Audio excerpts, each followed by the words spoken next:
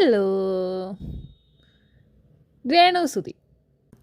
ഞാൻ ഇപ്പോഴും എന്ത് കാണിച്ചാലും എന്നെ തല്ലാവരുന്നതാണ് പപ്പ. അതാണ് എൻ്റെ പപ്പ. പപ്പയോട് ഞാൻ വളരെ സ്നേഹിക്കുന്നു. എൻ്റെ പപ്പ എന്നെ കഷ്ടപ്പെട്ട് വളർത്തിക്കൊണ്ട് ഞാൻ ഇന്ന് ഈ സീറ്റിൽ ഇരിക്കാൻ ഞാൻ യോഗ്യതയുള്ളവളായിരിക്കുന്നു. അപ്പം സുധിച്ചേട്ടന് ആരായി? അല്ല, തോന്നിയിടത്തും വരുന്നിടത്തും എല്ലായിടത്തും മാർക്കറ്റിംഗ് ആയിരുന്നല്ലോ, ഇപ്പം അങ്ങേരാരായി?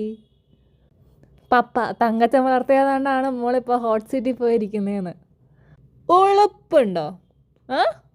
അങ്ങനെ തന്നെ ചോദിക്കും.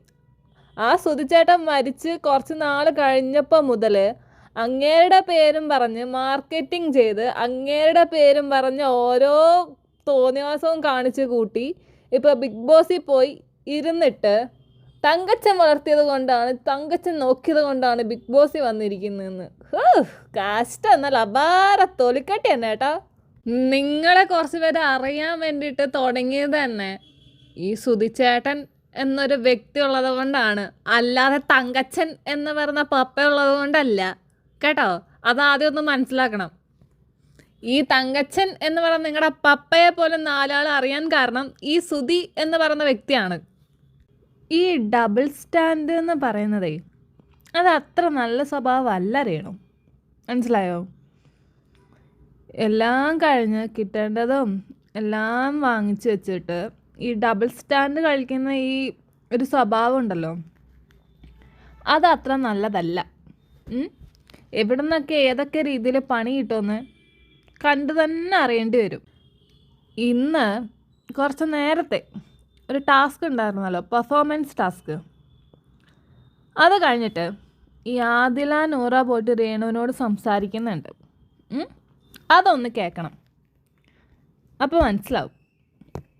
ഞാൻ പുള്ളി പോയപ്പോ രേണു ചേച്ചിനെ കണ്ട്. അപ്പൊ ഞാൻ രേണു ചേച്ചിനോട് ചോദിച്ചു, ഞാൻ അറ്റ്ലീസ്റ്റ് ചേച്ചിയെല്ലാം കൈവക്കും വിചാരിച്ചു. പുള്ളിക്കാരി ഇപ്പൊ ഈ ഒരു രംഗത്തോട്ട് വന്ന ഒരാളും കൂടെ. ഞാൻ ചോദിച്ചു, തുടക്കക്കാരുടെ ഇതില് ഇപ്പൊ നൂറാണെങ്കിലും ഞങ്ങൾ അങ്ങനെ ഡാൻസും പാട്ടും അങ്ങനെ കളിച്ച് നിൽക്കുന്ന ആൾക്കാരും അല്ല. ഇവിടെ വന്നിട്ടാണ് ഇങ്ങനെ ചെയ്യലൊന്നുമില്ല.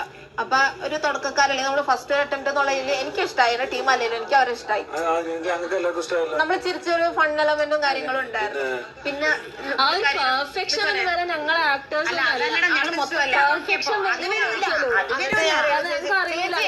കേക്ക് എന്നിട്ട് ചേച്ചിനോട് ചോദിച്ചു, ചേച്ചിയിൽ കൈ വെക്കുമെന്ന് ഞാൻ വിചാരിച്ചെന്ന് പറഞ്ഞു. അപ്പൊ ചേച്ചി പറയാണ്, അത് മക്കളെ അത് അനീഷിന്റെ ഗെയിമാണ്, നിങ്ങളുടെ ഗെയിമല്ല.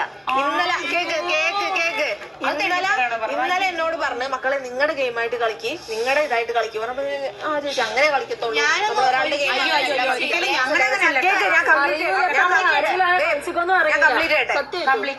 എന്നിട്ട് ഞാൻ ചോദിച്ചു ചേച്ചിനോട്, അല്ല ചേച്ചിയല്ലേ ഇന്നലെ പറഞ്ഞു നമ്മുടെ ഗെയിമായിട്ട് കളിക്കണം, അനീഷേട്ടന്റെ അല്ല അങ്ങനെ. അത് അങ്ങനെ പറഞ്ഞപ്പോ അത് ഞാൻ പറഞ്ഞു. അപ്പൊ പുള്ളിക്കാരുടെ കയ്യിൽ നിന്ന് എന്നിട്ട് പറയുകയാണ്, ഞാൻ ഒരാൾ കൈ നോക്കി ബാക്കി 5 പേരെ പഞ്ഞിക്കിടൂലായിരുന്നു. കണ്ടോ ഡബിൾ സ്റ്റാൻഡ്? ആദ്യം ഒരു കാര്യം പറഞ്ഞു കഴിഞ്ഞാൽ അതിൽ ഉറച്ചു നിൽക്കാൻ പഠിക്കും. ഇത്രയും നാൾ എൻ്റെ സുധിച്ചേട്ടാ എന്ന് പറഞ്ഞിട്ട് എല്ലായിടത്തും കൂടെ അലറി വിളിച്ചിട്ട് ഇപ്പോൾ ബിഗ് ബോസിൽ പോയപ്പോൾ അത് തങ്കച്ചൻ കാരണം. അതിൻ്റെ പുറത്തും ഡബിൾ സ്റ്റാൻഡ് കളിക്കുന്നു, അകത്തും ഡബിൾ സ്റ്റാൻഡ് കളിക്കുന്നു. ഇത് അത്ര നല്ല പരിപാടിയല്ല. അത് ഏതെങ്കിലും ഒരു സ്ഥാനത്ത് ഉറച്ചങ്ങ് നിൽക്കണം, മനസ്സിലായോ? എപ്പോൾ എവിടെ നിന്നാ പണി കിട്ടണമെന്ന് വലിയ രീതിയിൽ പറയാനും പറ്റത്തില്ല. ശരി എന്നാ. വേറൊരു കാര്യം പറയാൻ വിട്ടുപോയി. ഇപ്പോൾ ഇതൊക്കെ പുറത്തോട്ട് വരുമ്പോൾ ഈ രേണു സുധി ഫാൻസ് ഉണ്ടല്ലോ, വാ കേട്ടോ. കമൻറ്റ് ബോക്സ് ഞാൻ നിങ്ങൾക്ക് വേണ്ടി മാത്രം ഒഴിച്ചങ്ങിട്ടിട്ടുണ്ടേ. ശരി എന്നാ.